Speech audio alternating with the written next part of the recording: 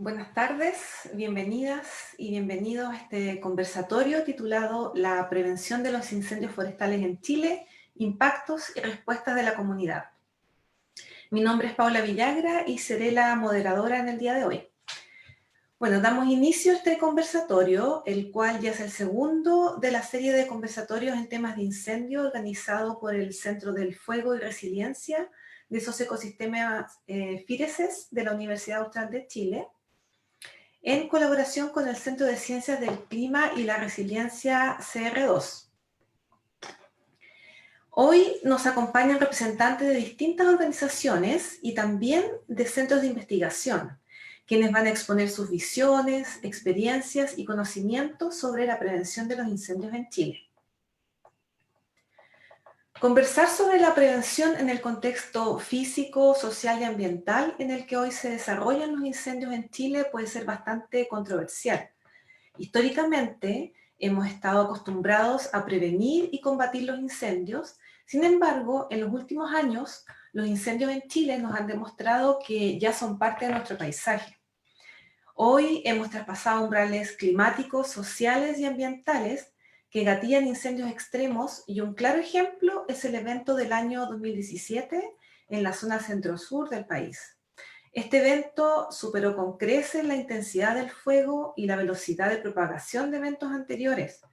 El gran impacto que tuvo este evento y modificó la escala global de incendios y se denominó como el primer incendio de sexta generación.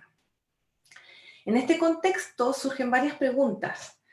Por ejemplo, ¿puede ser que la prevención, tal cual como se ha venido desarrollando históricamente en Chile, sea insuficiente? ¿Cómo hacer prevención de incendios en Chile en el contexto físico, social y ambiental actual? ¿Por qué no pensar en comunidades adaptadas a los incendios como se hace en otros contextos internacionales? Estas comunidades son comunidades donde el fuego es comprendido como un evento más bien rutinario, el cual no requiere de mayores estrategias de mitigación o prevención, sino más bien de estrategias de adaptación para coexistir con los incendios. Bueno, para conversar más sobre estas preguntas y las temáticas que surgen en prevención de incendios en Chile, en qué están los distintos programas y la investigación al respecto, tenemos hoy a muy interesantes invitados a quienes les voy a dar la bienvenida. Nuestro primer invitado es Héctor Jorquera, quien es coordinador de la Red de Prevención Comunitaria. Héctor es emprendedor social, fellow de la Organización Mundial de Emprendedores Sociales Achoca. Él vive en Temuco y es fundador de la cooperativa Araucanía Hub. Tiene un MBA y además es docente de posgrado, consultor para empresas de diversos rubros. Ha gestionado iniciativas en materias sociales y ambientales dentro y fuera del país. También Héctor asesora la red de prevención comunitaria desde su origen en 2017. Bienvenido, Héctor. Nuestra segunda invitada es Aida Baldini. Ella es gerente de protección contra incendios forestales de CONAF. Aida es ingeniero forestal de la Universidad Austral de Chile, con más de 30 años de trayectoria en el sector forestal, en el área de protección y fomento de los bosques de Chile en CONAF. Ha ocupado cargos relevantes como la gerencia forestal y la gerencia de protección contra incendios forestales. También Aida es profesora de la Pontificia Universidad Católica de Chile y de la Universidad Mayor. Además, ha realizado numerosas consultorías a través de la Organización de las Naciones Unidas para la Agricultura y la Alimentación en diversos países de América Latina. También bienvenida a Aida. Y nuestro tercer invitado es Rodolfo Sapiens, investigador del Centro de Ciencia del Clima y Resiliencia CR2. Rodolfo es profesor asistente del Departamento de Psicología de la Universidad de Chile, es psicólogo y magíster en Psicología Comunitaria de la Universidad de Chile. Además, es doctor en factores psicológicos para la gestión ambiental de la Universidad de Queensland, Australia, y fue el investigador responsable de la Encuesta Nacional de Medio Ambiente y Cambio Climático del año 2016.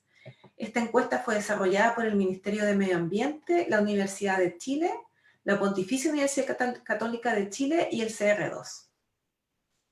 También bienvenido, Rodolfo, a este conversatorio.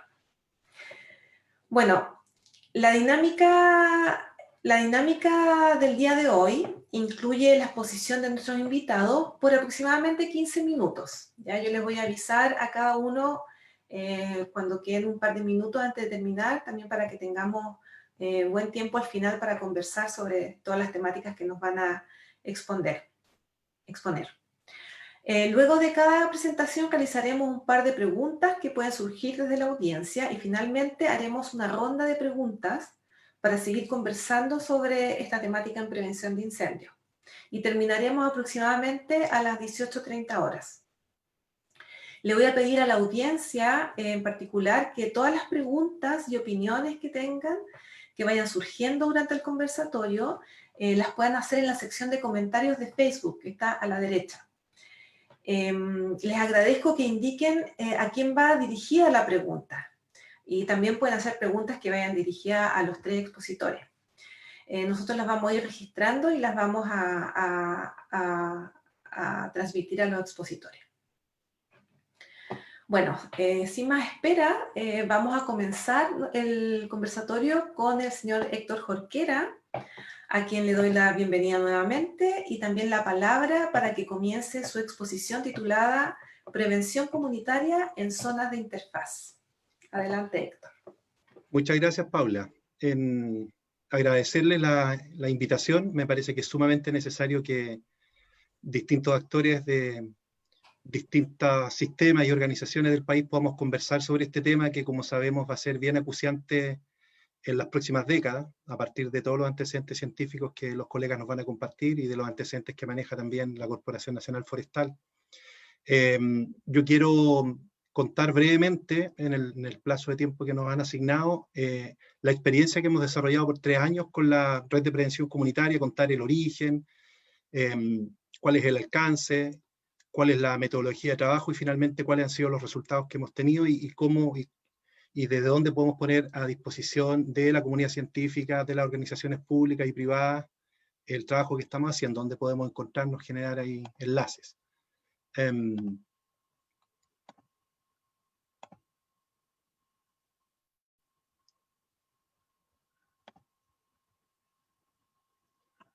Bueno, tal como tú planteabas inicialmente, nosotros lo que hemos desarrollado es un trabajo colaborativo. Básicamente es lo que hemos denominado un bien público generado desde el entorno privado. Es decir, después del mega incendio lo que se propuso fue cómo trabajar en entornos de interfaz, si era posible o no, nos planteamos algunas de las preguntas que tú planteabas en el inicio, de manera que el conjunto de los actores que intervienen en las zonas de interfaz pudiéramos colaborar, innovar y mantener cierta respuesta de manera permanente. Entonces, perdón, estoy compartiendo, déjenme, estoy compartiendo una equivocada, pero lo hago inmediatamente, tenía otra abierta. Ahí sí, ¿verdad? Paula, ahí sí. Sí, dice... Ok, mira, entonces, la pregunta que nos hicimos, como tú decías, después del mega incendio, decíamos, bueno, si esto cambia el paradigma por la magnitud que tú relatabas al inicio, si esto cambia el paradigma de la prevención, ¿cómo nos apiamos en este nuevo escenario? Es decir, a partir de este episodio, yo estuve ahí a los pocos días, nos tocó trabajar con otros profesionales y con instituciones y con empresas forestales y sector público de la zona, un plan de reconversión económico-social en el eje empedrado Santa Olga. Y a partir de eso entonces se fue generando esta discusión de si en realidad estaban las comunidades preparadas o no. Y la primera pregunta que surgió es lo que tú decías, es decir, ¿cómo a la tormenta de fuego le podemos responder, sabiendo que esto pudiera repetirse a partir de las condiciones que se observan en el planeta, digamos. Y la segunda pregunta era si los ciudadanos, las empresas, las instituciones podrían colaborarse de manera permanente para prevenir, pero había un elemento en esa pregunta que es en el país con más baja confianza o con más alta desconfianza en el mundo de la OCDE. Es decir, no está de más recordar que Chile tiene confianza interpersonal bajísima, estamos en el orden del 10%, en consecuencia que el promedio OCDE es del 66%, los países de mayor confianza bordean el 90, 92%, Y a partir de esta bajada, entonces, la pregunta era si podíamos trabajar en red en zonas de interfaz. Generamos de manera muy simple un modelo que se lo relato de manera sintética, porque lo primero que hicimos fue tener reuniones con los municipios, luego una reunión inicial que yo les voy a contar en qué consiste, el levantamiento de riesgo, acordar un plan local de prevención, un PLP, ejecutarlo y hacer un seguimiento y monitoreo, y luego continuar este trabajo con el conjunto de instituciones. Y esto tenía un par de elementos que vale la pena considerar.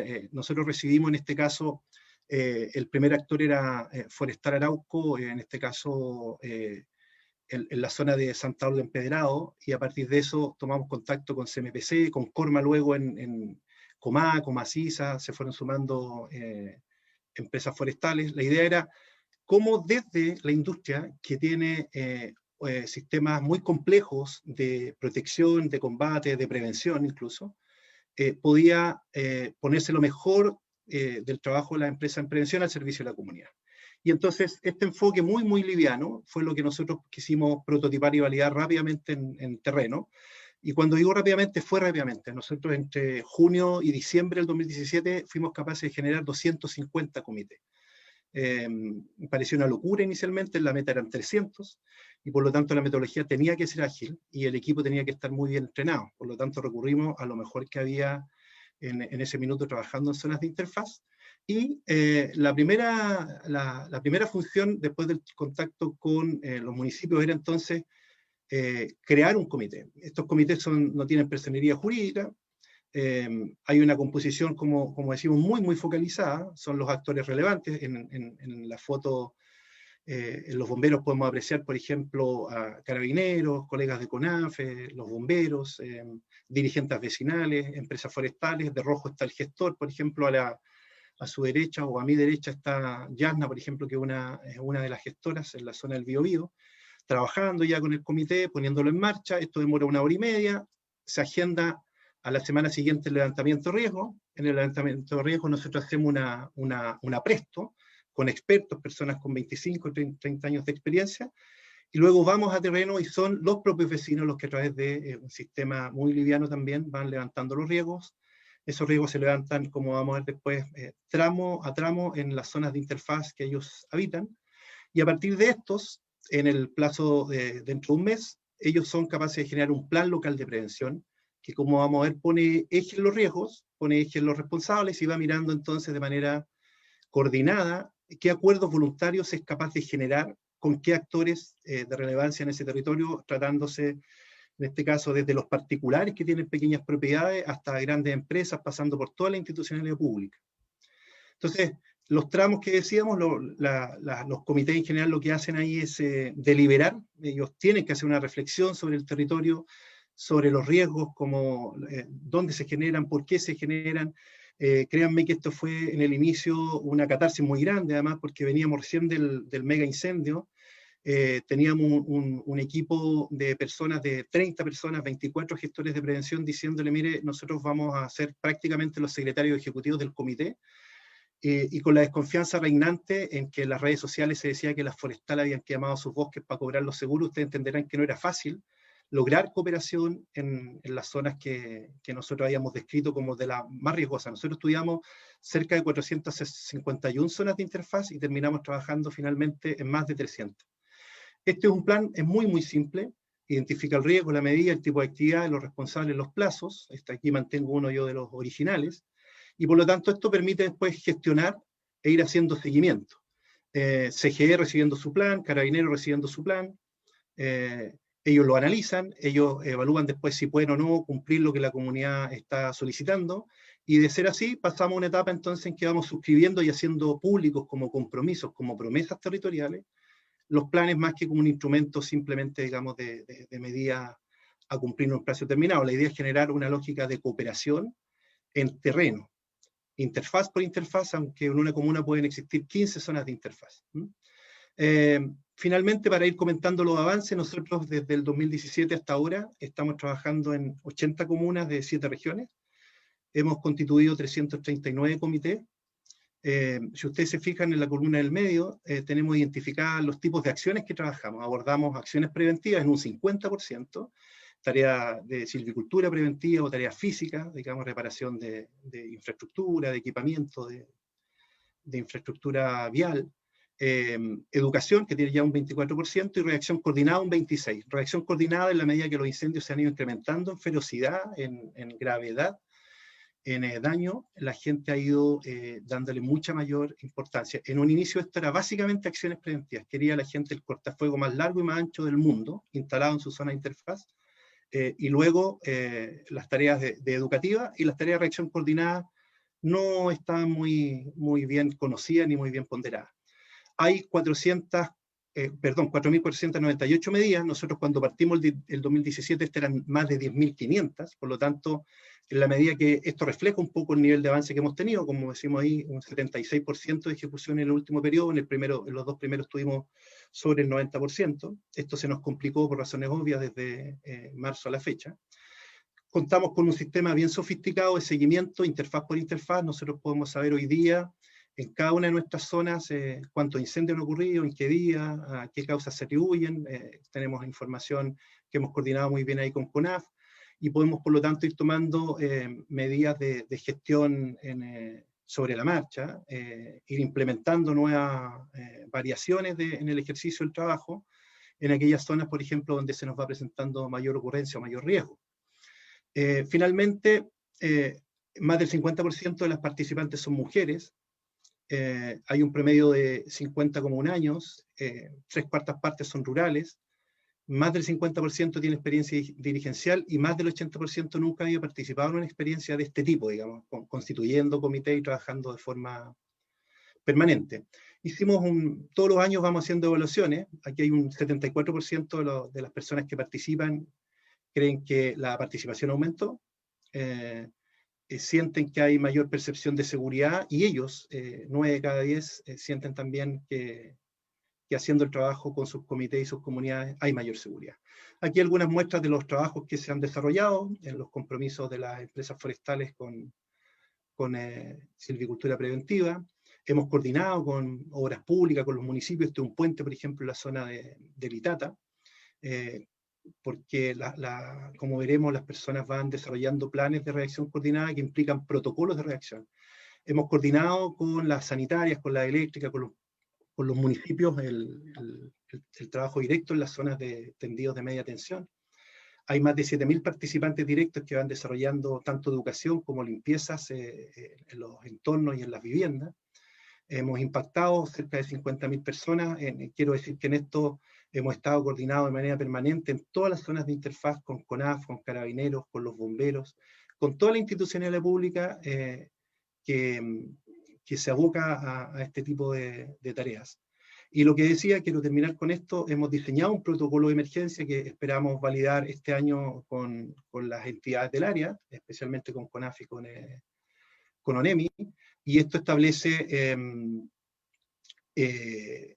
personas que están a cargo de las alertas comunitarias en cada una de las 339 localidades, conocen las vías de evacuación, conocen los puntos de seguridad donde pudieran reunirse frente a un incendio, y entonces ellos van coordinando. Desarrollamos más de 170 simulacros durante la temporada anterior, medimos tiempos de reacción, coordinamos con las entidades correspondientes, de manera que hemos hecho un énfasis fuerte en la educación, un énfasis fuerte en la reacción coordinada por petición de las comunidades y por supuesto en las acciones preventivas. Y el desafío nuestro es ir constituyendo en conjunto, como bien público que nos declaramos, una red nacional que permita incorporar zonas que estén incluso más alejadas del patrimonio forestal de las empresas, y que permita a cualquier entidad, especialmente municipios, tomar nuestros manuales y poder desarrollar el mismo tipo de acción que hemos desarrollado nosotros durante estos 3 años. De esto se trata el trabajo en la red de prevención.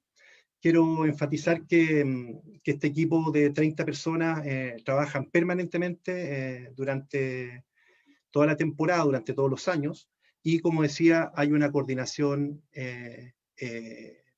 permanente de terreno día a día con todas las entidades públicas y privadas necesarias. Muchísimas gracias. Muchas gracias, Héctor, por la presentación. Bastante increíble el trabajo que han estado realizando. Tú mencionabas que ya están trabajando en 80 comunas donde han realizado estos planes con distintas medidas. Yo pensaba, estas comunas los planes tienen similitudes entre ellos, son muy diferentes.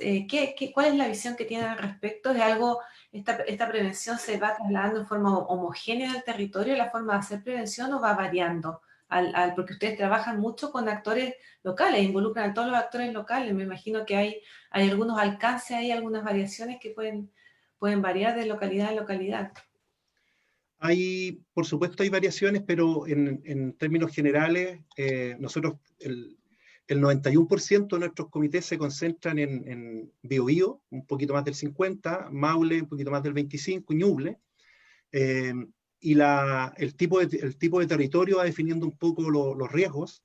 En general son riesgos muy similares y medidas muy similares. Yo diría en estos 3 años que tienden a estandarizarse de alguna manera, pero los comités van dando la pertinencia en términos de las intensidades, de las capacidades locales, de las coordinaciones que van teniendo, y también los aportes que nos van haciendo los colegas de las demás instituciones, en términos de aquellas medidas, por ejemplo, que pueden irse flexibilizando, ampliando, o incluso minimizando, digamos, porque hay otras entidades que lo pueden ir tomando. Y yo diría que un desafío grande en esta etapa, yo diría que es como la etapa 3.0 ya, son los municipios. Los municipios reaccionan de manera bien diversa, sin embargo, el esfuerzo que hacen es enorme. No está de más recordar que por ley orgánica constitucional los municipios responden a un sinnúmero de intereses y de requerimientos que le formula el nivel central, digamos, y entre otras cosas tienen que hacer emergencia, seguridad. Entonces, en aquellos municipios hemos verificado nosotros donde el alcalde a la cabeza agiliza, potencia los equipos de emergencia, de seguridad, Dideco, los gestores territoriales, se logran muy, muy buenos resultados, incluso cuando hay a veces picos de mayor ocurrencia. Perfecto. ¿Y esto lo empezaron a realizar a partir del 2017 o fue antes de esto? ¿Fue antes de esa Fue época? exactamente después del incendio. La conversación que tuvimos con Arauco en ese minuto y luego con CMPC fue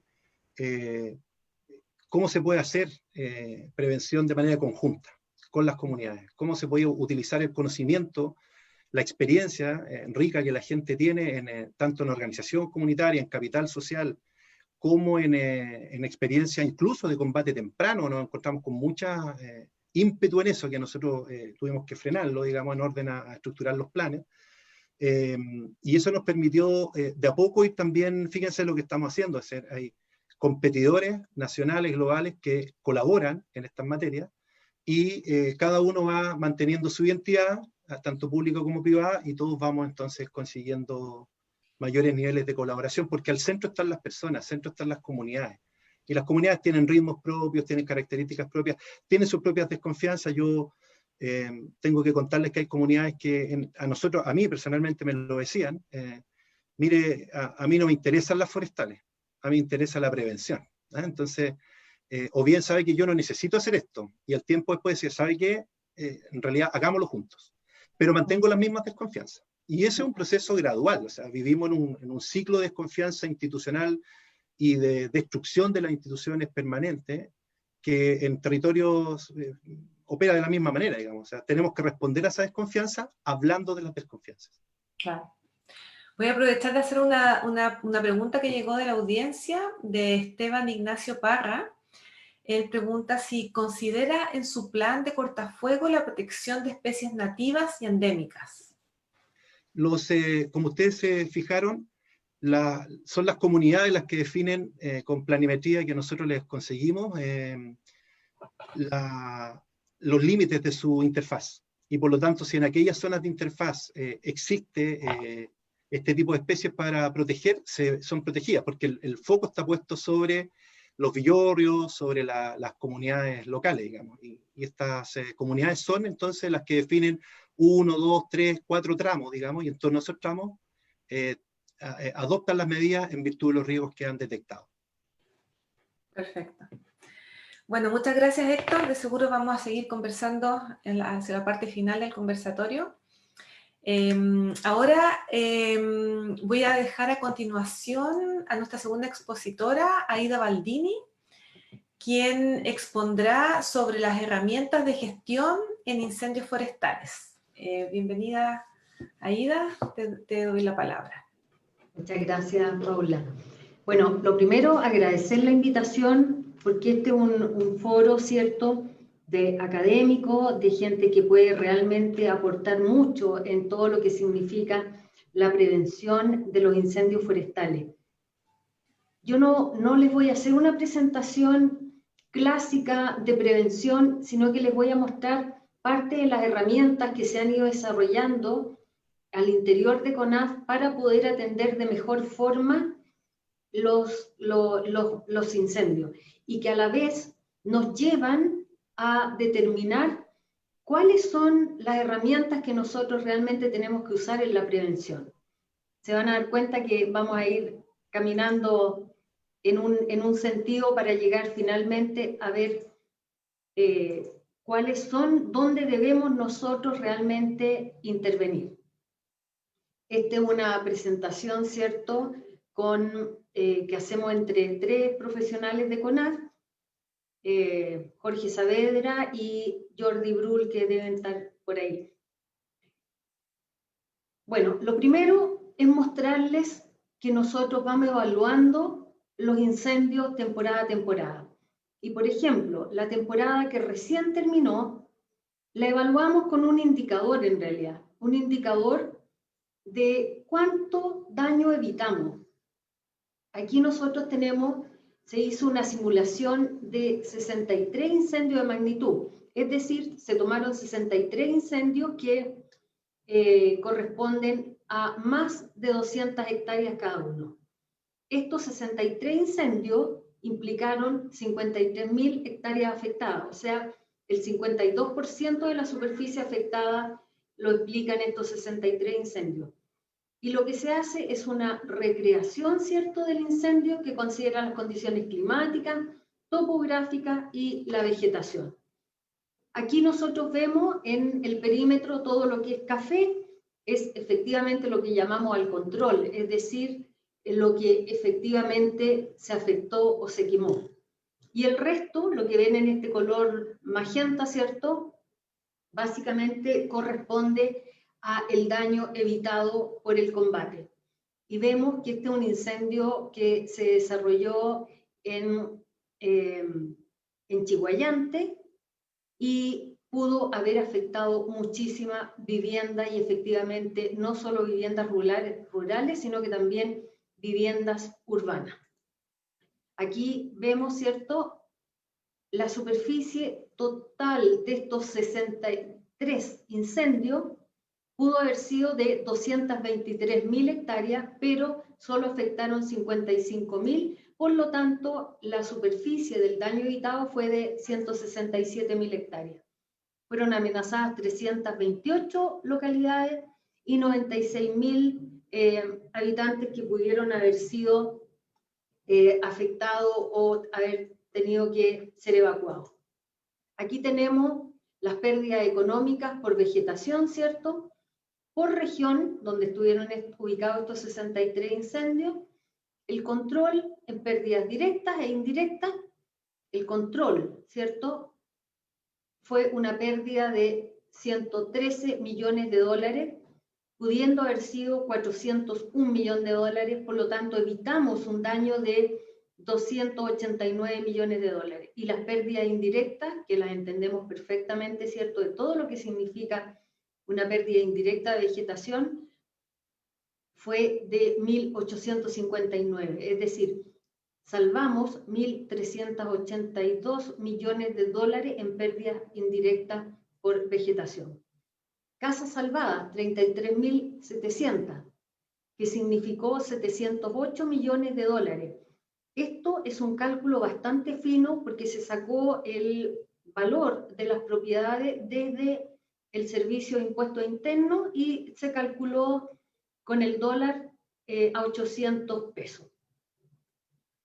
Por lo tanto, el daño evitado total entre pérdida indirecta de vegetación, más casas salvadas, CO2 no emitido y pérdidas directas, ¿cierto?, el daño evitado fue de 2.387 millones de dólares. Esto a nosotros nos sirve realmente para determinar qué tan efectivo fue nuestro control. La prevención, ¿cierto? Y la planificación de una temporada parte por esto, por las condiciones de peligrosidad a corto y mediano plazo para el periodo de mayor ocurrencia de incendio. Voy a ir muy rápido, ¿eh? Después me pueden hacer alguna pregunta. Pero vamos viendo las anomalías de la temperatura, las anomalías de las precipitaciones y en general los resultados que todos sabemos. Las máximas sobre las medias, no tenemos agua, ¿cierto? Tenemos aquí el índice de precipitación estandarizado, cómo va variando y siempre con una complejidad mayor. Recuerden que nosotros en el mes de agosto tenemos que hacer un pronóstico para determinar los presupuestos requeridos. Aquí también vemos la proyección de precipitaciones. Aquí hasta de enero al 31 de agosto, estos son los déficits, ¿cierto? Por diferentes localidades. Y al 30 de noviembre, estos son los déficits esperados. Es decir, vamos a terminar con un déficit de precipitaciones de más de un 50%. Y aquí nosotros tenemos, para mediados de agosto, el fenómeno de la niña, la probabilidad de tener la niña durante estos 3 meses, ¿cierto? Donde vemos que recién a finales de enero ya tenemos una situación más normal. Pero estos meses que tenemos acá son bastante complejos. Diciembre, enero, febrero, enero, febrero, marzo, ¿cierto? Y a fines de febrero podemos tener alguna situación mejor. ¿Y qué nos ocurre? Esto es, perdón, lo que veíamos en agosto, lo que vemos en septiembre, que realmente sabemos que es la corriente de la niña la que nos va a estar afectando. Por lo tanto, vamos a tener menos lluvia, que ya lo estamos viviendo, y aumento de precipitaciones solo en el altiplano y Aysén y Magallanes. Aquí nosotros vemos la disponibilidad del combustible vivo y sabemos efectivamente, vemos en estos colores, ¿cierto?, las áreas, por ejemplo, viendo la región metropolitana, ¿dónde está la mayor complejidad? Combustible vivo con muy baja humedad, combustible ligero, que es el pasto, que se nos convierte en el combustible fino muerto, que es el que nos hace correr los incendios, y ustedes ven que tenemos áreas protegidas muy importantes dentro de esta zona, y lo peor, las viviendas, las personas. Aquí vemos también una comparación del verdor en combustibles finos. En septiembre del año pasado, acuérdense que no había llovido absolutamente nada, por lo tanto había muchísimo menos pasto, y ahora con la lluvia que tuvimos en junio, estamos con un verdor, pero que solo corresponde a pasto, maleza, ¿cierto? Pastos anuales, que para nosotros son realmente el problema, ya que a fines de octubre y noviembre ya se encuentra prácticamente seco. Y aquí vamos viendo la disponibilidad, ¿cierto?, al mes de septiembre del combustible y la categoría en la cual está. La disponibilidad muy alta, y ustedes ven que ya a septiembre en Valparaíso tenemos una disponibilidad alta y ligeramente alta en Valparaíso. Miren cómo se ve la región metropolitana, ya no con probabilidades muy altas, 30% del combustible vivo más disponible, 30% más de combustible vivo disponible que en los últimos 5 años.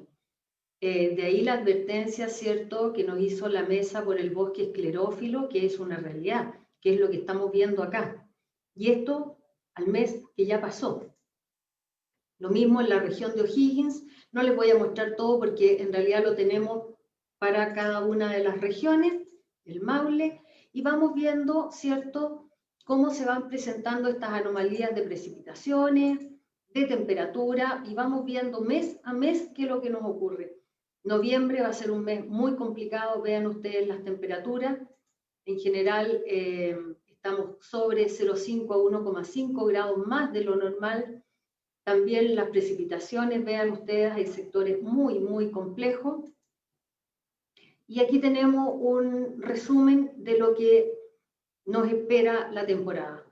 Menor precipitación, mayor temperatura, mayor disponibilidad de combustible, y esto con mayúscula.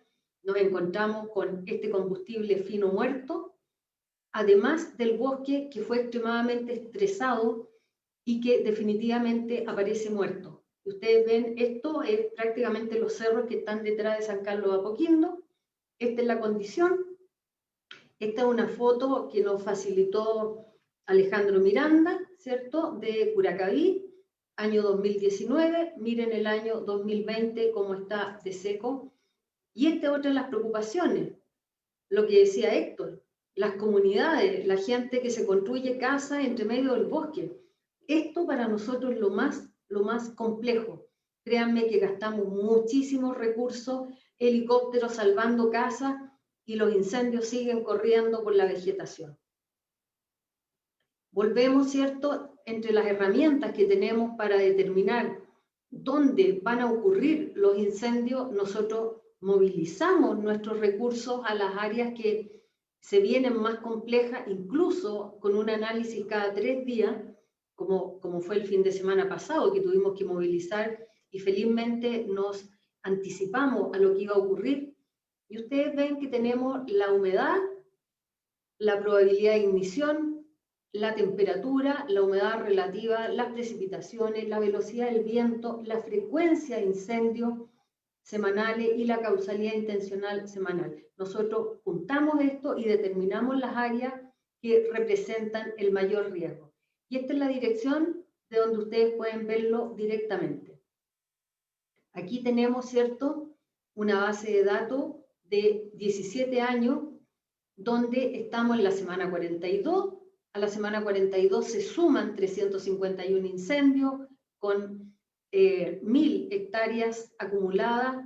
Bueno, esto prefiero que ustedes lo vean. Tengo muy poquito tiempo como para ver cada uno de los puntos, pero me interesa en el fondo mostrarles las herramientas con las cuales nosotros trabajamos para poder dar mayor tranquilidad. Lo mismo, ¿cierto?, incendio de magnitud y la intencionalidad. Y en esto, esto lo creamos en el 2018, el botón rojo. El botón rojo nos permite una coordinación total. Yo los invito a todos a participar del botón rojo, que esto aparece de la probabilidad de ignición cuando es mayor a 70% y la velocidad del viento es mayor a 20 kilómetros. Determinamos las zonas con mayor probabilidad y crecimiento inicial de incendios forestales. Créanme que ha sido infalible. Donde se determina botón rojo tenemos incendio. ¿Qué hacemos con botón rojo? Patrullaje por parte de CONAF, de todos los organismos del Ministerio de Agricultura, Carabineros, PDI, las empresas forestales, y además una suspensión de todas las actividades más riesgosas que puedan emitir chispas al producir. Y aquí tenemos cómo lo presentamos por día, ¿cierto? Aquí ustedes están viendo esta semana, que afortunadamente no tenemos pobres argentinos, sí, que tienen muchas zonas. Aquí tenemos en la cuarta región, que ustedes pueden ver, se determina, se indica provincia de Huasco el día 12 y el día 14 hasta el 19, cuando tienen botón rojo, y aquí está la región, la provincia y la comuna con el día respectivo de botón rojo. También tenemos todo lo que son las simulaciones que nos sirven, ¿cierto?, para determinar el avance del fuego. Este fue un incendio que se produjo el 4 de febrero del 2019, donde ustedes pueden ver cada una hora el avance simulado del fuego, y cuando aquí dejó de avanzar, este fue un incendio intencional, nos fueron a prender fuego al otro lado. Esto es lo más complejo. O aquí, por ejemplo, también este fue el incendio del 2019 en Cochrane, que fue de 14.000 hectáreas. Aquí tuvimos una lucha total contra el fuego para evitar que llegara a Cochrane. teníamos los puntos críticos, ¿cierto? Determinamos 4 puntos críticos, la topografía, el viento, y podíamos determinar si el fuego iba a llegar o no. Y la verdad es que estaban listos los camiones del ejército para evacuar Cochrane, y felizmente entre el combate y estas simulaciones se decidió que no era necesario evacuar. Aquí es cuando uno se siente un poquito triste porque dicen, bueno, no vemos la CONAF. Efectivamente, estábamos detrás de los cerros, nadie nos veía, y muchas veces creían que la CONAF no estaba trabajando, cuando al revés. Estábamos detrás de estos cerros donde era imposible que efectivamente nos vieran. Bueno, se hacen muchas... Disculpa, Ida, estamos ya llegando al tiempo. En el tiempo, inmediatamente. Bueno, y el uso de percepción remota en incendios forestales, esto lo conocen todos, ¿cierto? Los diferentes programas que tenemos, donde vamos determinando la severidad y vamos viendo temporada a temporada la severidad de los incendios. Esto está con sus direcciones en la página web, donde ustedes van a poder revisarlo si quieren. Aquí tenemos también, por ejemplo, la evolución del índice de severidad para el incendio de la Reserva Nacional Malleco el año 2002, y ustedes ven cómo se va mejorando toda esta situación. Y si vemos la región metropolitana, vemos reconstrucción de perímetros históricos del año 85 al 90, después ponemos encima del 91 al 2000, del 2001 al 2010 y finalmente hasta el 2020. Esto a nosotros nos dice dónde y cuándo tenemos que intervenir los sectores. Por lo tanto, la prevención nosotros la vamos a hacer determinando causas y áreas.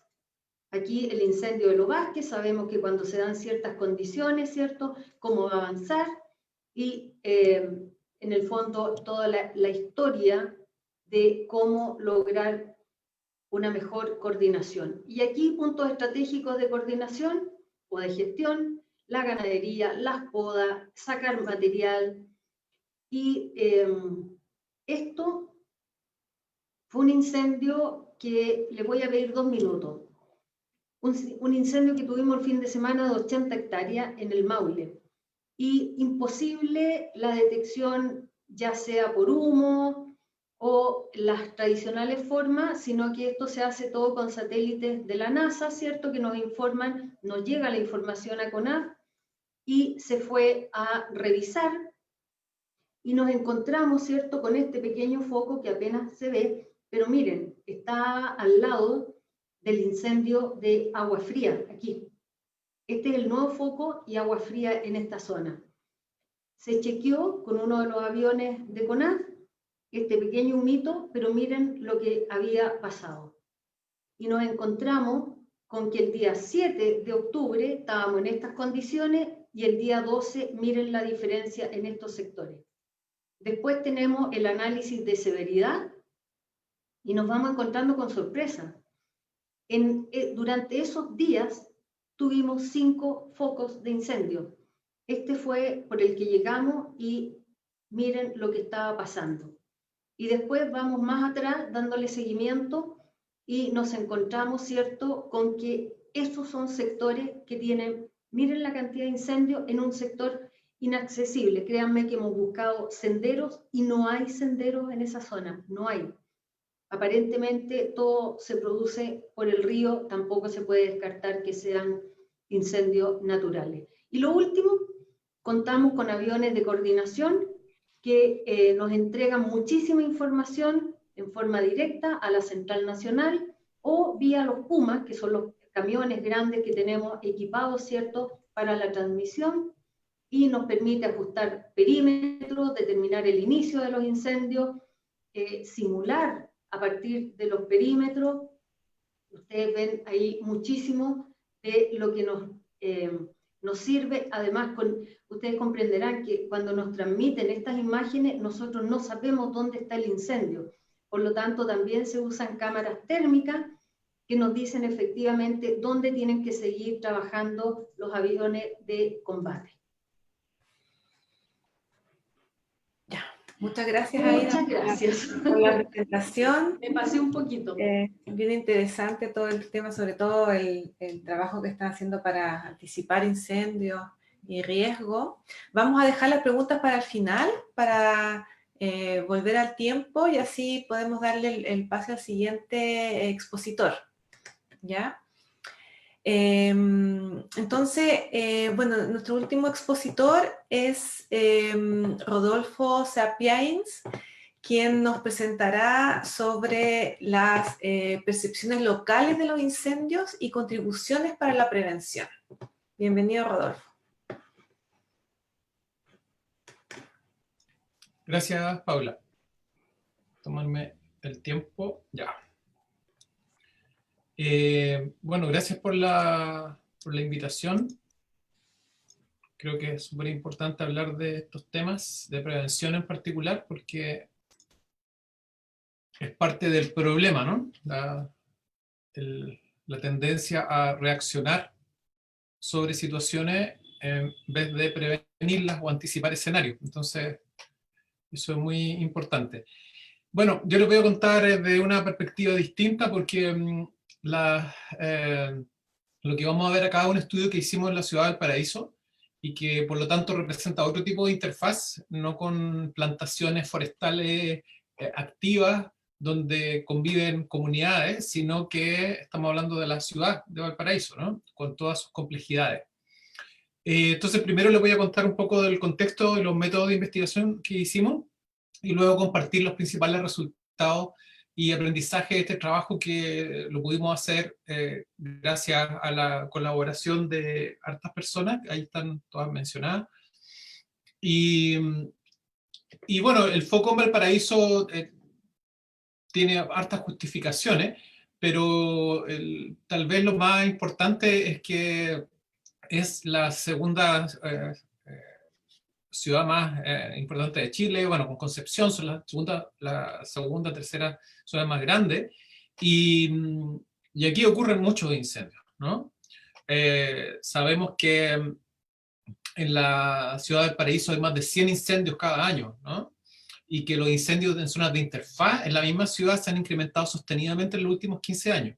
Entonces, estamos hablando de un problema que es extremadamente relevante y que tiene expuesta a gran parte de la población de esta ciudad. Sin embargo, la mayor exposición y la mayor vulnerabilidad se incrementa en la medida que uno sube en los cerros y empieza a encontrarse con situaciones de este tipo, ¿no? Donde vemos, estas son las comunidades con las que trabajamos. Ustedes pueden ver que esta comunidad, Wilmo, se encuentra rodeada, ¿no es cierto?, de vegetación, y esta otra comunidad acá abajo, que es Las Palmas 1, también lo está, ¿no? Pueden apreciar cómo aquí, en caso de que hubiese un incendio en esta parte de arriba, de la entrada de la comunidad, no habría forma de escape, ¿no? Porque la comunidad está completamente rodeada por cerros. Todo esto corresponde a la quebrada Cavitería, el Cerro Placeres Alto, la frontera, digamos, entre Viña del Mar y Valparaíso. Esto está en Valparaíso, y es aquí donde venimos a trabajar. Y hicimos este trabajo en este lugar principalmente porque nuestro primer acercamiento fue con la Mesa de Gestión de Riesgo de Incendios organizada por la Municipalidad de Valparaíso, y nos recomendaron que trabajáramos con estas comunidades, porque justamente eran comunidades, valga la redundancia, que no habían sido todavía víctimas de un incendio grande. No obstante, sí habían ocurrido eventos importantes en todos sus alrededores, ¿no? Y en sus cercanías inmediatas. Entonces estamos con un tipo de interfaz bien particular. Esto es una quebrada, ¿no es cierto?, con vegetación endémica. También hay sectores donde hay plantaciones abandonadas. Vamos a ver cuál es la complejidad, ¿no?, de lo que aquí ocurre. Entonces, el objetivo del estudio fue explorar los procesos psicológicos y sociales que influyen en la percepción y respuesta a los incendios en Valparaíso, con el fin, al igual que las iniciativas anteriores, de mejorar el impacto de las políticas y planes orientados a la prevención, ¿no? Y todo esto en un contexto de cambio climático que, de acuerdo a los expertos, ¿no es cierto?, va a hacer que lamentablemente estos fenómenos sean más recurrentes y de mayor magnitud. Bueno, entonces nosotros trabajamos en 2 comunidades, hicimos 28 entrevistas a dirigentes de juntas de vecinos y habitantes de estas comunidades. También trabajamos como les decía, con la mesa de gestión de riesgo de incendios. Ahí entrevistamos a 7 personas que integraban esa mesa. Y al mismo tiempo realizamos talleres con la comunidad. No, ahí no sé por qué hay 2, en realidad fueron más de 2, pero lo que quiero hacer ahora es compartir un poco los resultados de lo que ahí encontramos, ¿no? Que es creo lo más importante. Entonces, esto es un estudio que lo tratamos de hacer de la manera más transdisciplinaria posible. En esa imagen pueden ver la vista que tienen la gente desde sus casas, ¿no? Son principalmente blogs. Entonces, se pueden dar cuenta de la vegetación que ahí existe, ¿no? Que desde la perspectiva de los incendios es mucho combustible, ¿no? Especialmente en verano. Entonces, lo primero, vamos a ir viendo un poco los elementos centrales de qué es lo que percibe la gente de estas comunidades de Valparaíso, ¿no? Agregar que son comunidades que viven en la parte más periférica, ¿no es cierto?, de la comuna, que están en la parte alta, y que eso tiene muchas implicancias al momento de entender cómo enfrentan los incendios y los desastres en general, ¿no? Por problemas de conectividad, por problemas asociados a cierto abandono por parte de las políticas públicas, y porque son siempre las últimas personas, ¿no? Están en el límite.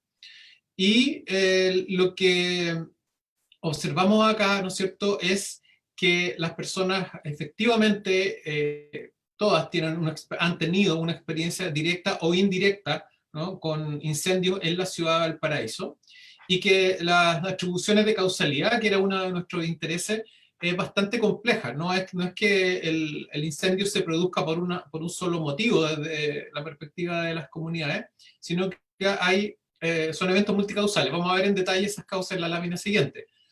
Y en ese proceso hay una combinación de factores naturales y antropogénicos, ¿no? Donde es importante, ¿no es cierto?, la distinción respecto a ignición y propagación. No obstante, al momento de hablar de los problemas y de las causas, esa distinción es como más bien difusa. Entonces, esto es lo que ocurre acá, y creo que es importante dejar claro que son perspectivas locales, que hay que verlas en su contexto, y que probablemente no son exactamente las mismas de lo que puede haber en una comunidad como las que presentaron antes, donde hay otro tipo de interfaz. Entonces acá hay una síntesis. Esto no pretende ser, digamos, representativo, sino que es solamente una muestra de las cosas que se dicen respecto a qué es lo que causa los incendios en estas comunidades. Entonces podemos ver que el principal problema es la basura, ¿no? El principal problema es el manejo de la basura. Luego, asado, oficios informales, descuido, conductas relacionadas con el uso de alcohol y drogas, las colillas que las dejamos afuera de la basura porque eran una práctica en sí misma, de fumar y botar la basura, el mal manejo o no manejo de la vegetación de las quebradas, y problemas también asociados generalmente a las condiciones socioeconómicas más bien de pobreza, ¿no? Y que reflejan también la desigualdad que tenemos en nuestro país. Todas estas causas de la parte de arriba, ¿no es cierto?, nosotros las asociamos a negligencia, ¿no? Es decir, cosas que se pueden hacer de mejor manera. Las que están en rojo están asociadas a intencionalidad, y ahí aparece nuevamente el tema de los pirómanos, el tema del vandalismo, y también la gente que se beneficia con los incendios, donde ahí aparecen mencionados varios actores privados que tendrían un beneficio al momento de que se quemen ciertos lugares. Y también están los accidentes, ¿no?, que tienen que ver básicamente con los factores que ya sea inician o propagan un incendio a partir de ciertas circunstancias en particular. Entonces tenemos un fenómeno que es familiar para las personas que cohabitan con ese riesgo, y eso es muy importante también de señalarlo, y ese cohabitar con el riesgo de incendio haría pensar que existe una mayor por lo tanto, conciencia y motivación para prepararnos y prevenir los incendios. Y ahí un elemento que creemos que es muy importante y que lo vemos en otros fenómenos sociales también, es que saber que un riesgo existe, que cohabito con él, ¿no? No necesariamente, incluso haber visto un incendio muy cerca, no necesariamente aumenta la conciencia de ese riesgo, ¿no? Al menos no de la magnitud, ¿no? De lo que uno ha experienciado o de lo que a uno le dicen, ni tampoco el compromiso para hacer cosas, ¿no? Y eso tiene que ver con múltiples barreras sociales y psicológicas que, junto a las barreras estructurales, ¿no? Influencian las respuestas de las personas, ¿no? Entonces, no porque uno le diga a las comunidades que, que conviven con un riesgo, eso va a implicar por sí solo, ¿no? Que van a tomar la iniciativa para hacer cosas. Entonces ahí aparecen elementos importantes como los valores individualistas, la cultura asistencialista, problemas relacionados con la pobreza y la desigualdad, como ya mencioné, que hacen que todo esto de la prevención de incendios en este contexto particular no solo sea algo difícil, sino también algo secundario en relación a otras problemáticas sociales, ¿no? Incluso cuando hay una evidente exposición, ¿no? Alta exposición a este problema. Bueno, acá hay una lista de... Esto todo lo pueden ver en la página del CR2, está todo los informes ahí. Una lista de barreras y facilitadores que encontramos, ¿no es cierto?, como los más relevantes, ya les mencioné algunos. Externalizar las responsabilidades, ¿no? El tema de que no se puede hacer, la creencia, esto de que no se puede hacer nada, la baja percepción de control frente a un problema o la baja sensación de eficacia de lo que yo pueda hacer, ¿no?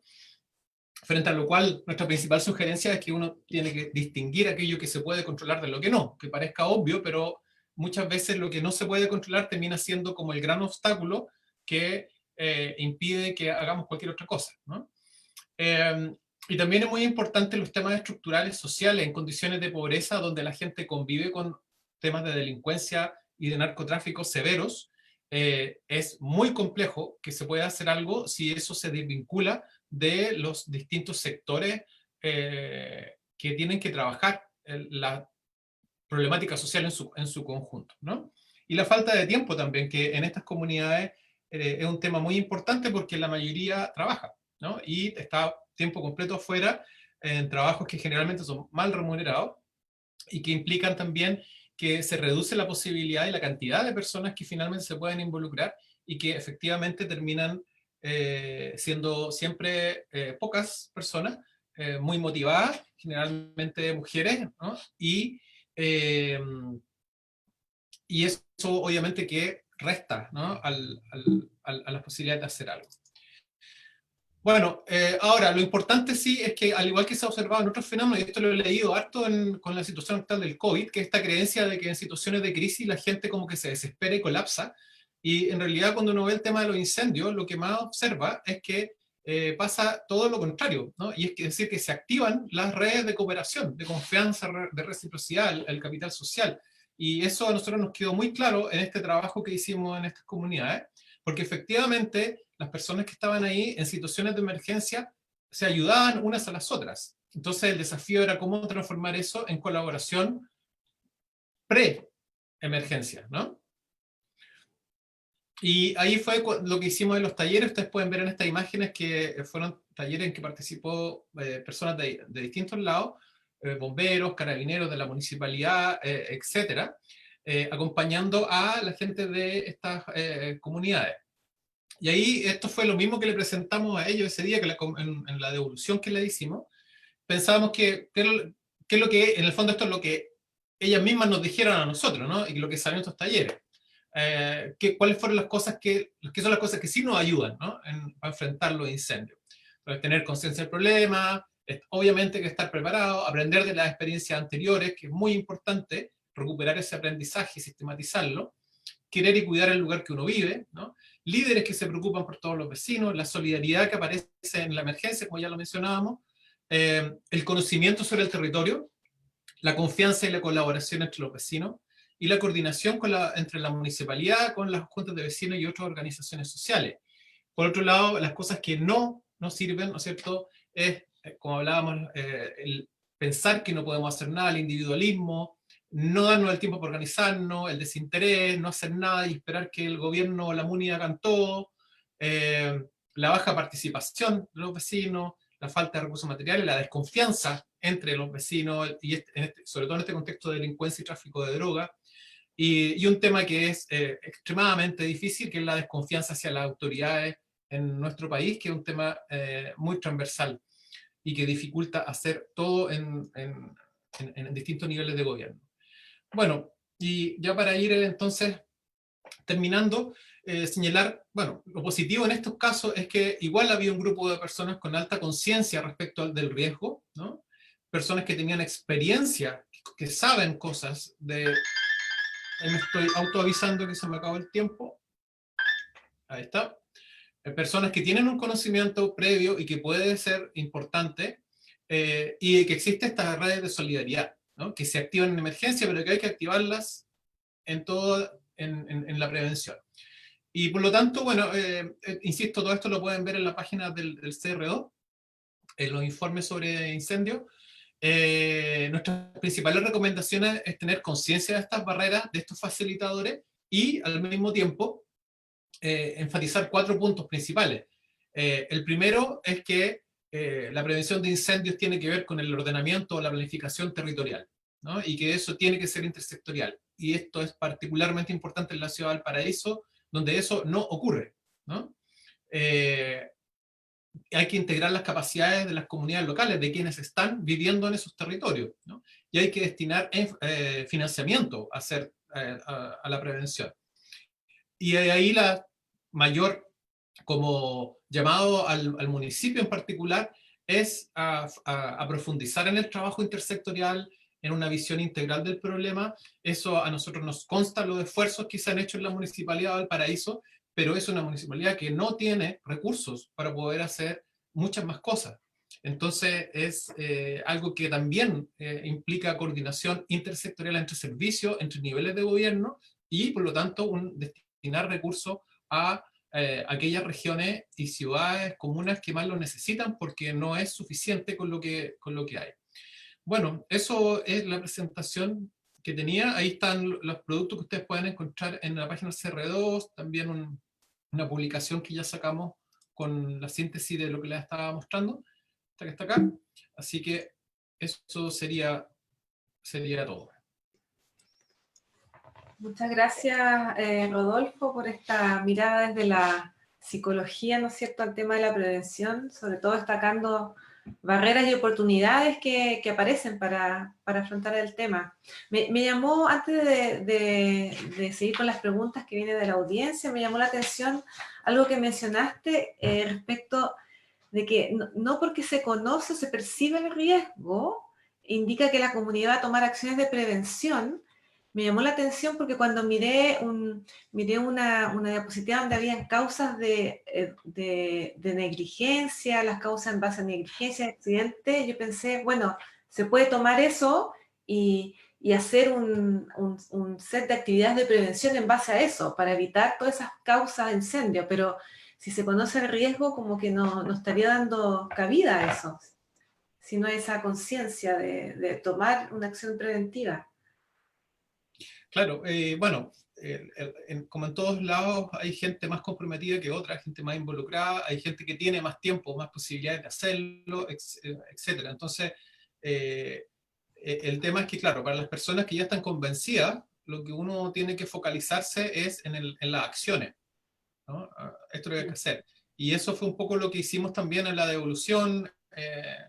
Valentina y Javier, que eran nuestros estudiantes en ese momento, hicieron una infografía, un video, que eso se repartió con acciones concretas. No lo mostré ahora porque no alcanzaba. Y que esa información además se tradujo como unos pósters más grandes que podían pegar en las juntas de vecinos, en la jardín infantil, etc.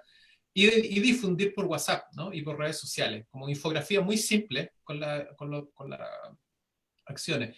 Pero por otro lado, claro, están las personas que no están involucradas, ¿no? Y ahí es donde uno observa esto de que, pero ¿cómo no te preocupas si tienes la posibilidad de que se te queme en tu casa, ¿no? Y en realidad es que no puedo, ¿no? Y ahí aparecen todas estas barreras, ¿no? que afectan de manera diferencial a distintas personas.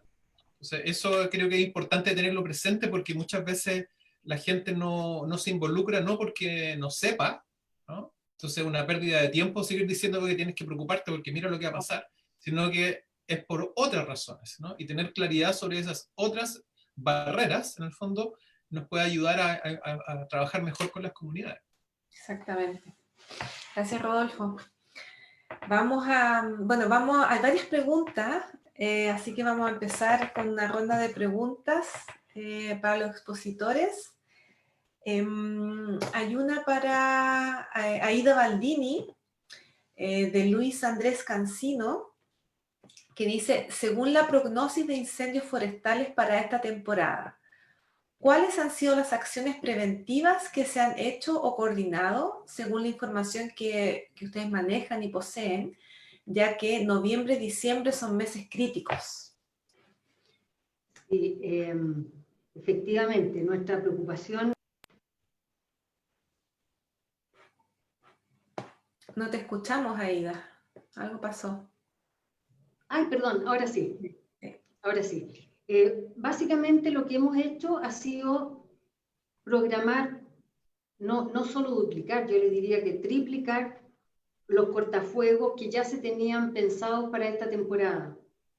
De hecho, en forma directa vamos a llegar más o menos con ayuda del MOB, las empresas forestales, los municipios, la red comunitaria, vamos a llegar alrededor de 7.000 kilómetros de cortafuego, entre todos. Pero además el MOB, que tuvimos conversaciones, ¿cierto? Ellos van a privilegiar toda la mantención de fajas fiscales por 14.000 kilómetros más que nos van a ayudar muchísimo en la prevención para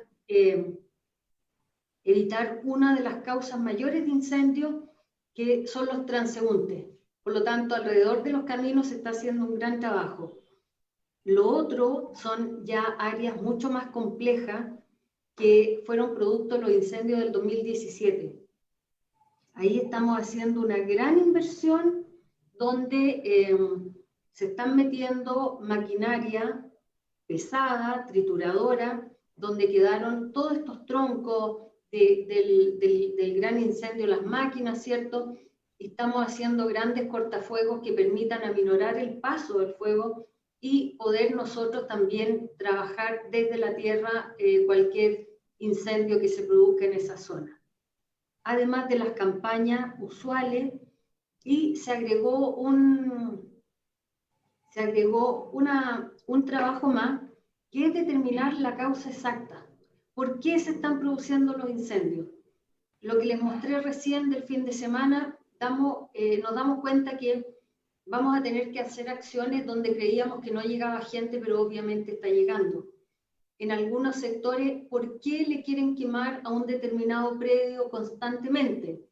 O sea, se está buscando la causa real y básica para tratar de solucionarlo, porque esto ya no es alto al fuego, al revés, es tanto el alto al fuego que a veces necesitamos fuego amigo para poder prevenir que los incendios no sean que tengan una carga de combustible tan alta. Por lo tanto, sí estamos trabajando en disminución de cargas, en espaciamientos y fortaleciendo todo lo que es el trabajo con comunidades. Gracias, Aida.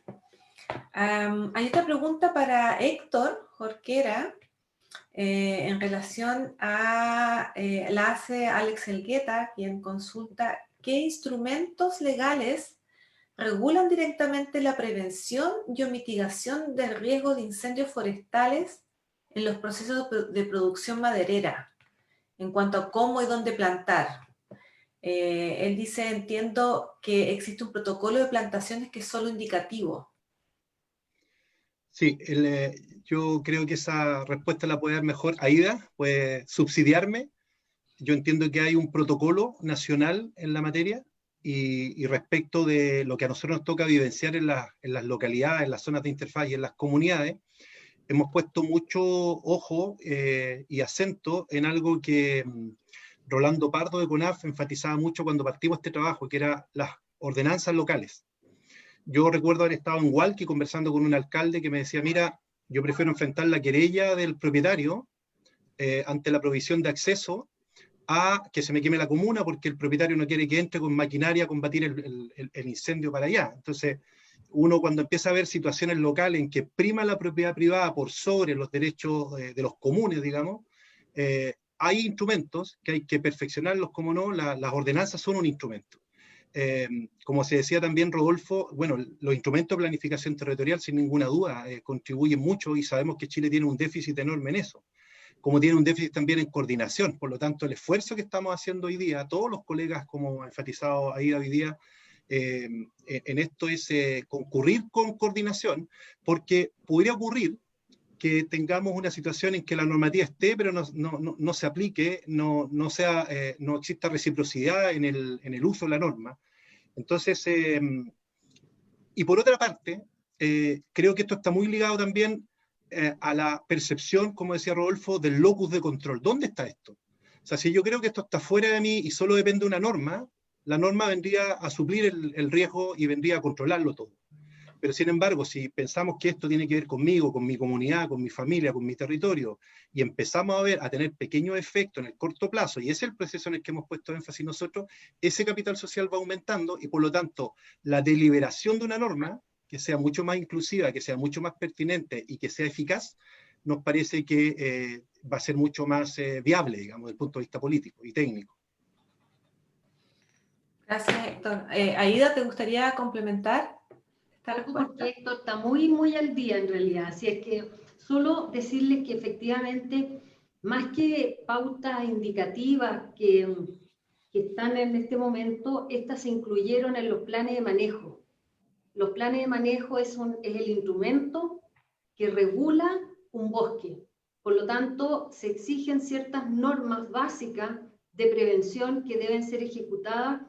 De lo contrario, es incumplimiento del plan de manejo, que es una de las, yo diría, de las acciones más penadas dentro de lo que es la legislación forestal. Gracias. Hay una pregunta también para Rodolfo, de también Alex Elgueta. Dice, relacionado a los incendios forestales ocurridos en la interfaz de Valparaíso durante la Navidad recién pasada, en tu opinión, ¿la problemática de incendios forestales en qué grado estaría relacionada con el problema de falta de soluciones habitacionales formales en nuestro país? A propósito, mencionar la necesidad de hacer seguimiento sobre los cortafuegos mediante la reducción de combustible. Pero básicamente la pregunta es que la problemática de incendios forestales, ¿en qué grado estaría relacionada con el problema de falta de soluciones habitacionales formales en nuestro país? Bueno, yo creo que en el caso de Valparaíso en particular, es más que evidente esa relación. Hay una tremenda cantidad una importante cantidad de tomas de terreno. Las tomas de terreno para el tema que estamos hablando tienen la complejidad adicional de que no cuentan con ningún tipo de urbanización ni de regularización de ningún servicio, ¿no? Ahora, eso en sí ya es un problema, pero si a eso le agregamos que hay muchos otros sectores dentro de la misma ciudad de Valparaíso y en otros lugares también, pero sobre todo Valparaíso por el tema de los cerros, que no han crecido de manera planificada, y que finalmente eso se traduce en casas pegadas unas a las otras, ¿no? En muchos lugares donde por el ancho de las calles no permite que llegue el carro bomba, por ejemplo, ¿no? Y fundamentalmente para el tema que nosotros vimos, donde existe un problema de gestión de la basura y de cultura asociado al tema de la basura, que es histórico para la ciudad del Paraíso, también uno empieza a ver, claro, de que en definitiva el problema habitacional es más que tener una casa donde vivir, sino que es que esa casa esté en un lugar que tenga los servicios adecuados y que permita, por lo tanto, enfrentar una emergencia con todos los recursos disponibles, ¿no? Entonces, por ejemplo, en estas comunidades que nosotros trabajamos, el principal problema tenía que ver con la basura, en tanto la basura es combustible, ¿no? Entonces, claro, el incendio no se inicia porque la basura no sé, se genera una combustión por sí misma, ¿no? Hay algo que lo genera, pero hay basura por todos lados, hay microbasurales. Y eso, en último término, tiene que ver con que el servicio de recolección de basura y las prácticas asociadas a este no han sido debidamente planificadas y no hay recursos tampoco, ¿no? Entonces, hay que pensar, por eso el tema del ordenamiento de la planificación territorial es tan importante, y pensar las soluciones habitacionales en su conjunto. Un último ejemplo que era muy importante, nosotros cuando llegamos allá, bueno, un tema muy común en Valparaíso, afortunadamente se ha avanzado bastante en los últimos años en eso, era ver mucha basura en las calles, ver las bolsas de basura en las calles. Y la pregunta era, bueno, ¿por qué por qué siempre hay bolsas de basura en las calles si el camión de la basura pasa 2 o 3 veces? Y la respuesta es bastante evidente, pero no es tan evidente si uno no lo vive, y es porque las casas muchas veces son tan chicas que no puedes dejar la basura dentro de la casa, porque se te pasa de mal olor, ¿no? Y infección y todo eso, entonces tienes que sacarla afuera. Entonces, no piensas en el tamaño de las casas pensando en la basura que va a producir esa familia, y la recolección tampoco considera que por el tamaño de las casas el camión debiese de pasar más veces de lo que pasa, ¿no? O debiese hacerse de otra manera. Entonces, es un problema intersectorial y que requiere soluciones desde esa perspectiva. Gracias, Rodolfo. En esa línea hay otra pregunta también que a lo mejor viene a profundizar eso desde la perspectiva de lo que hace CONAF. La pregunta la hace Mauro González, que dice, ¿qué factores CONAF considera para definir las estrategias de prevención? ¿Y cómo evalúa el éxito de esas estrategias y o campañas de prevención? Porque acá también estamos hablando de la basura, del tipo de vivienda, si formal o informal. Entonces, también a lo mejor se puede complementar la respuesta con esa pregunta que hace Mauro. Sí, efectivamente, un poco lo que les decía, se está cambiando totalmente. De hecho, en nuestro equipo ya no solo hay ingenieros forestales, ¿cierto?, sino que también se incluyeron sociólogos y otras profesiones para precisamente enfrentar el tema de la prevención. Nosotros hoy día estamos tratando de llegar al origen de los incendios. Creemos que no podemos seguir con campañas de televisión, de radio, que apuntan, por ejemplo, a la prohibición. No nos va a dar los resultados. Tenemos que llegar efectivamente a saber por qué se nos producen reiterativamente incendios en ciertos lugares. Ya se está trabajando en eso, esperamos poder tener resultados pronto, y obviamente estas campañas que son más generales también han dado resultados, se ha evaluado, de hecho ha disminuido la ocurrencia de incendios por negligencia, por ejemplo. No obstante, sigue quedando áreas donde esperamos abarcarlas esta temporada. Por ejemplo, a un soldador o una persona que está usando una galletera en pleno verano, no basta decirle no la use porque hace mucho calor hoy día, está el pasto muy seco. En realidad lo que tenemos que hacer es enseñarle a que moje, a que mantenga ciertos niveles, cierto de prevención, y no sacamos nada con prohibir. Por lo tanto, vamos a ir a campañas de ciertas actividades que son riesgosas, de cómo hacerlas menos riesgosas. Y lo más complejo, lo que les decía recién, llegar a determinar la causa efectiva de ese incendio. Sí, aquí hay una pregunta en esa línea, un poco propositiva también, de Ricardo Acuña, no sé si es para Aida o Héctor, que dice, ¿podría la red comunitaria hacerse cargo del trabajo comunitario en CONAF, pensando que CONAF se dedica más a apagar los incendios? Mira, yo voy a dejar después a Héctor, que él es el dueño muy señor de la red de prevención. Nosotros también mantenemos otro proyecto, otra línea de acción que se llama Comunidades Preparadas. La verdad es que es prácticamente lo mismo. Tenemos ciertas diferencias donde Héctor va más rápido con sus comunidades y nosotros vamos un poquito más lento preparando comunidades, pero los resultados han sido bastante buenos en ambos casos. Por lo tanto, sí, efectivamente tenemos esta línea de trabajo en CONAF. Héctor, todo tuyo. Gracias, Aida. Mira, yo creo que no puse eso en mi biografía. Yo en lo que ustedes presentaron dijo que soy emprendedor social, pero yo estudié trabajo social, soy asistente social de la antigua escuela. Y los asistentes sociales hacemos de todo, hacemos asistencialismo, y nos interesa también el cambio de sistema, porque la asistencia es muy necesaria en un minuto. Y aprendí algo, trabajando en temas de maltrato infantil en mis primeros años de asistente social, que teníamos un serio déficit de prevención, y ustedes se dan cuenta, la violencia intrafamiliar en Chile, la prevención en materia de droga, la prevención en materia de conductas sexuales, la prevención en materia de accidentalidad laboral o de accidentes de tránsito. Es decir, tenemos en Chile un déficit de prevención, tenemos un déficit conversacional, nos cuesta conversar, pero además nos cuesta prevenir en todas las áreas. Por lo tanto, yo creo que aquí faltan manos, no sobran. Es decir, en la medida que las empresas, en la medida que CONAF, en la medida que toda la institucionalidad pública, todas las empresas privadas, fíjense el impacto que tienen las empresas eléctricas en los incendios forestales. Pongan al servicio de las comunidades, al servicio de la interfaz, sus capacidades preventivas, vamos a estar haciendo un país mucho, mucho más seguro. Nosotros, tal como plantea Aida, hemos puesto también un foco en las causas. Nosotros sabemos hoy día los 339 comités cuáles son las causas, estamos apuntando a eso también. En un comienzo esto era pesca de arrastre, digamos, o sea, la gente lo que pedía era medidas genéricas y ojalá cortafuegos muy grande porque lo relacionaba con eso.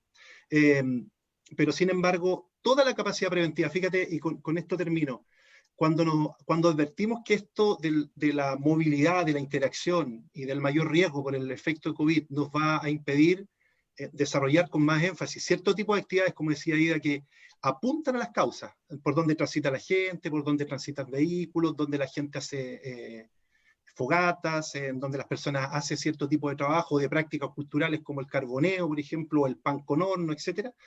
Nosotros comenzamos hace una semana un desafío digital con Smart Araucanía y Araucanía Digital. Acabamos, yo les puedo compartir después, acabamos de lanzar un desafío digital, le estamos preguntando a las empresas y a los emprendedores del área Smart, del área Smart City, del área de las aplicaciones, del software, de qué manera harían ellos para la prevención, entendiendo que hay que enfatizar educación, reacción coordinada, cómo nos podría ayudar la tecnología, cómo nos podrían ayudar los bits en el mundo de los átomos. Entonces, también hay que sumar ese mundo más tech, que vive a veces de espalda o mira esto como una cosa lejana de la televisión. O sea, Chile superó la barrera de los 8.000 incendios, hay un esfuerzo muy, muy grande porque el daño sea menor, pero todo indica que vamos a tener muchísima demanda de prevención en los años que vienen. Gracias, Héctor. Una última pregunta de la audiencia, puede que sea para Aida. Si tienen disponible una base de datos con los polígonos de las cicatrices de incendio a nivel nacional, de Ian Mancilla, es la pregunta. Sí. Efectivamente, ustedes vieron algunas imágenes que pasé volando, porque en realidad fui muy ambiciosa con las láminas, pero están no solo las cicatrices, sino que también la intensidad con que afectó la vegetación y cómo se ha ido recuperando. Eso está disponible en carto.conaf y pueden acceder a ello tranquilamente. Gracias, Aida. Bueno, ya estamos pronto a terminar el conversatorio. Le quiero pedir a nuestros tres expositores si pueden darnos algún mensaje o algún tipo, alguna, no sé, reflexión final sobre el tema de la prevención de los incendios en Chile. Para mí ha sido muy interesante escucharlos a los tres, ¿no es cierto?, de la parte más comunitaria, la CONAF, la visión desde la psicología. Me quedan dando vuelta ideas como capital social que mencionaba Héctor, cómo generar ese capital social, conociendo, por ejemplo, todo lo que ha descubierto Rodolfo en las investigaciones, todas esas causas y los problemas de repente que hay personas que no están dispuestas a tomar ciertas decisiones, y también la importancia del trabajo intersectorial para la prevención. Me gustaría darle las palabras a ustedes, a ver si nos dan una reflexión final. ¿Quién le gustaría comenzar? ¿Aida? Ya. No, mira, más que palabra, darles las gracias a ustedes que se involucren. La verdad es que nosotros trabajamos muchísimo y es bueno que la comunidad científica se involucre en el tema de incendios forestales porque crean más conocimiento. Por lo tanto, para nosotros, bienvenido todo lo que ustedes nos puedan aportar y que nosotros a su vez podamos aportarles a ustedes. Ustedes ven que tenemos desarrollo de herramientas con las cuales trabajamos, pero obviamente si trabajamos todos unidos va a ser muchísimo mejor.